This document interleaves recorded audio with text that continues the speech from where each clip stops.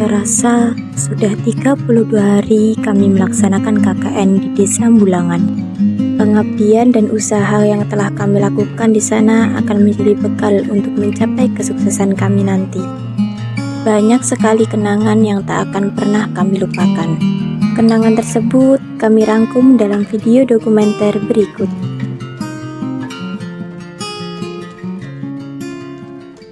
Bulangan, nama desa yang tak asing lagi di telinga kami. Bulangan berasal dari kata bulbul lalu hilang, yang artinya asap yang mengepul tinggi lalu tiba-tiba menghilang. Dan dari kata bulbul lalu hilang tersebut kemudian diberi nama Bulangan. Desa Bulangan berada di Kecamatan Dukun, Kabupaten Gresik. Desa Bulangan memiliki luas wilayah sekitar 376 hektar.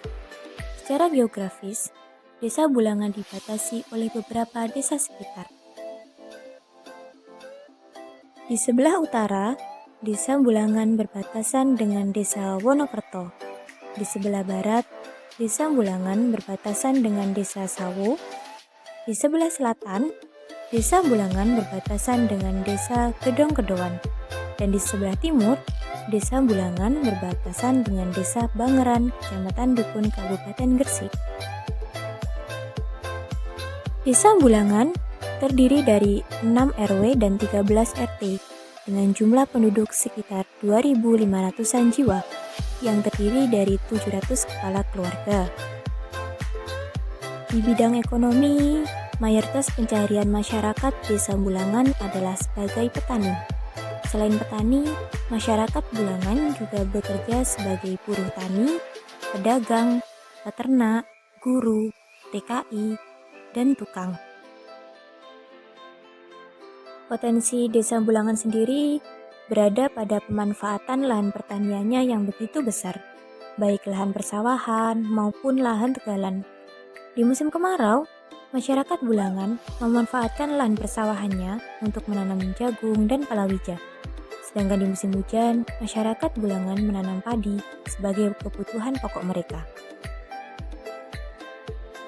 Setiap desa pasti memiliki sebuah ciri khas atau tradisi budaya mereka.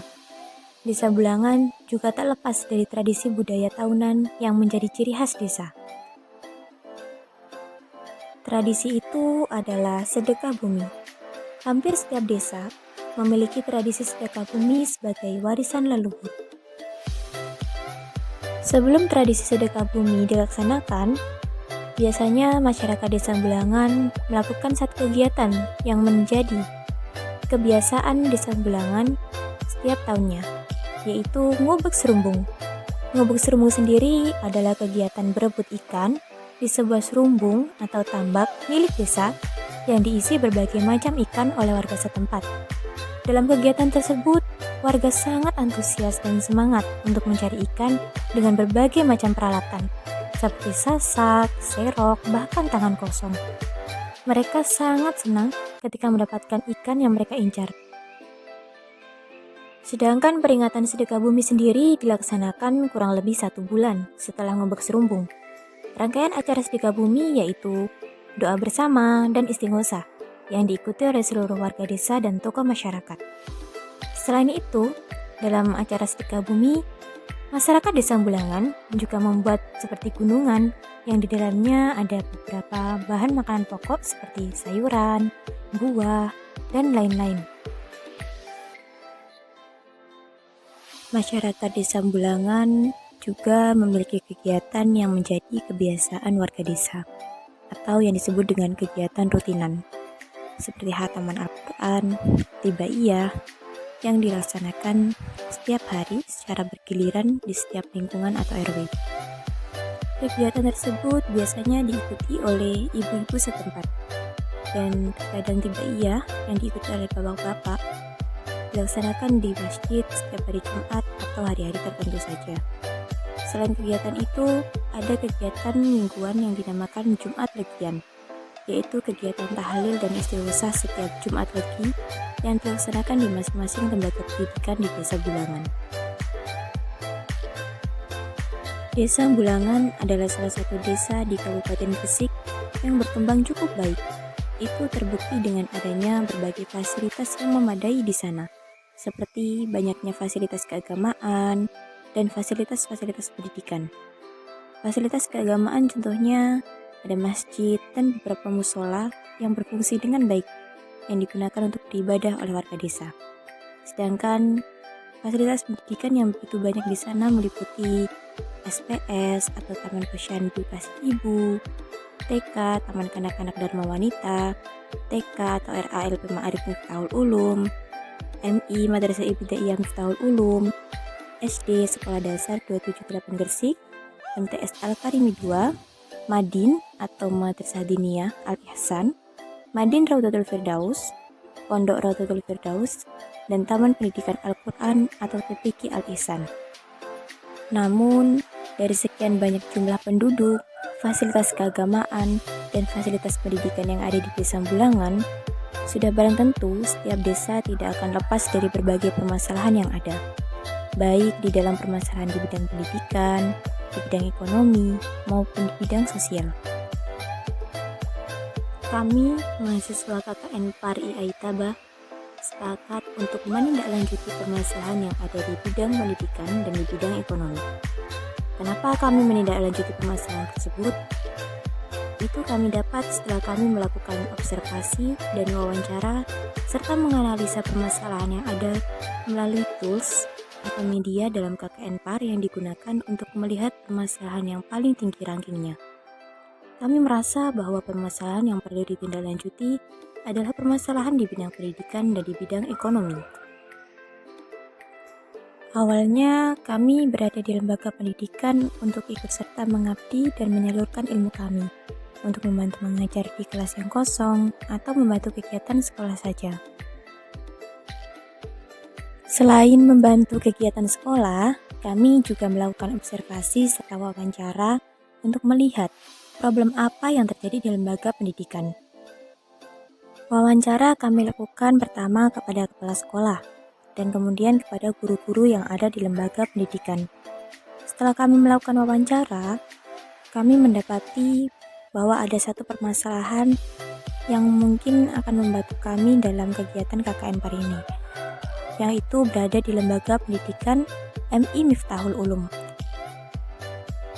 Bapak Ikhwan Haji sebagai kepala sekolah MI Miftahul Ulum mengatakan kepada kami bahwa kegiatan yang ada di sekolah MI Miftahul Ulum sudah sangat baik.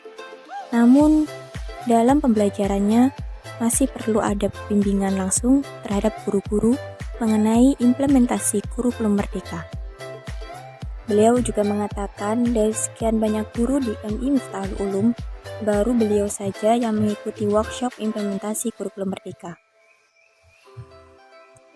Ini disebabkan karena minimnya kapasitas fasilitas workshop implementasi kurikulum merdeka terhadap guru-guru di madrasah.